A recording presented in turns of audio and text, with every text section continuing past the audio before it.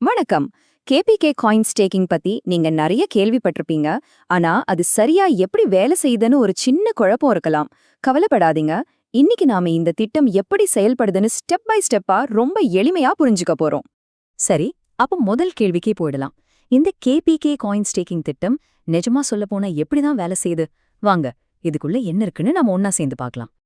எந்த ஒரு இன்வெஸ்ட்மெண்ட்னாலும் நம்மளோட முதல் கேள்வி முதல்ல எவ்ளோ காசு போடணும் அப்படிங்கிறது தான். சரி, இந்த திட்டத்தோட ஆரம்ப முதலீடு பத்தி முதல்ல பாத்துரலாம்.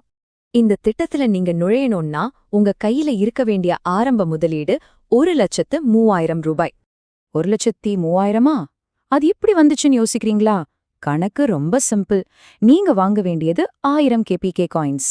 இன்னைக்கு ஒரு காயினோட விலை 103 ரூபாய்னு வச்சுக்கிட்டா, அப்போ 1000 × 103. கரெக்ட், 1,03,000 ரூபாய்.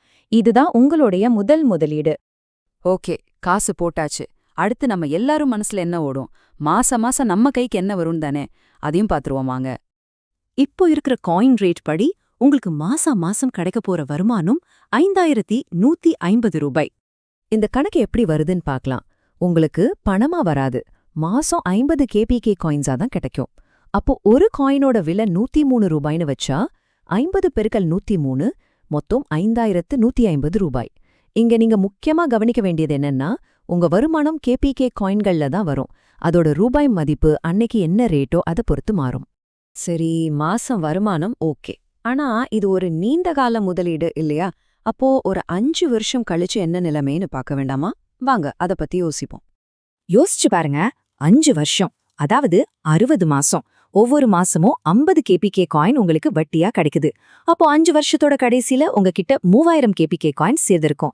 இன்னைக்கு இருக்கிற ரேட் படி பார்த்தா கூட அதோட மதிப்பு மொத்தமே 3,09,000 ரூபாய் வருது. இப்போ மொத்த கணக்கையும் ஒரு பார்வை பார்த்திடலாம். 5 வருஷத்துல உங்களுக்கு வட்டியா மட்டும் கிடைச்சது 3,09,000 ரூபாய். அதோட 5 வருஷம் முடிஞ்சதும் நீங்க முதல்ல போட்ட அந்த 1,03,000 ரூபாயும் திரும்ப வந்துடும். அப்போ ரெண்டையும் சேர்த்தா உங்க கையில மொத்தம் 4,12,000 ரூபாய் இருக்கும். ஆனா இதுல ஒரு முக்கியமான விஷயம் இருக்கு. இந்த காயினோட விலை 103 ரூபாயிலே இருந்தா மட்டும்தான் இந்த கணக்கு. இதுவரைக்கும் கணக்கெல்லாம் பார்த்தாச்சு. இப்போ இந்த திட்டத்துல இருக்கிற சில ரொம்ப முக்கியமான விஷயங்களை நாம தெரிஞ்சுக்கணும். இத கவனமா கேளுங்க. முதல்ல மாசம் வர்ற அந்த 5,150 ரூபாய் வருமானம் நேரடியா உங்க பேங்க் அக்கவுண்ட்டுக்கே வந்துடும். ரெண்டாவது, 5 வருஷம் முடிஞ்சதும் நீங்க முதல்ல வாங்கின அந்த 1000 கேபிகே காயின்ஸ் அப்படியே உங்களுக்கு திரும்ப கிடைச்சிடும். மூணாவதா, ஒருவேளை இந்த 1,03,000 ரூபாய் பெரிய தொகையா தெரிஞ்சா நீங்க வெறும் 25,000 ரூபாயில இருந்து கூட இந்த ஸ்டேக்கிங்கா ஆரம்பிக்கலாம்னு சொல்லிருக்காங்க. இந்த முதலீட்டோட மைய புள்ளின்னு இதுதான் சொல்லலாம். அதாவது காயினோட விலை ஏறுனா என்ன ஆகும், இறங்குனா என்ன ஆகும்? ரொம்ப சிம்பிள். காயினோட ரேட் ஏறுச்சுன்னா உங்களுக்கு வர்ற ரூபாய் வருமானமும் அதிகமாகும். ஒருவேளை காயினோட ரேட் குறைஞ்சா உங்க வருமானமும் குறையும். இதுதான் இதுல இருக்கிற உண்மையான விஷயம். சரி, இந்த திட்டம் பத்தின மூல ஆதாரம் ஒரு விஷயத்த ரொம்ப அழுத்தமா சொல்லுது. அது என்னன்னா, நாம் கேபிகேவில் ஸ்டேக்கிங் செய்வதால் நஷ்டமென்ற வார்த்தைக்கு இடமே இல்ல அப்படின்னு. இது அந்த மூல ஆதாரத்துல சொல்லப்பட்டிருக்கிற ஒரு கருத்து. அதை அப்படியே நாங்க இங்க பதிவு பண்றோம். ஓகே, இந்த முழு விளக்கத்தையும் பார்த்ததுக்கு அப்புறம் நம்ம மனசுல ஒரு பெரிய கேள்வி எழும்புது.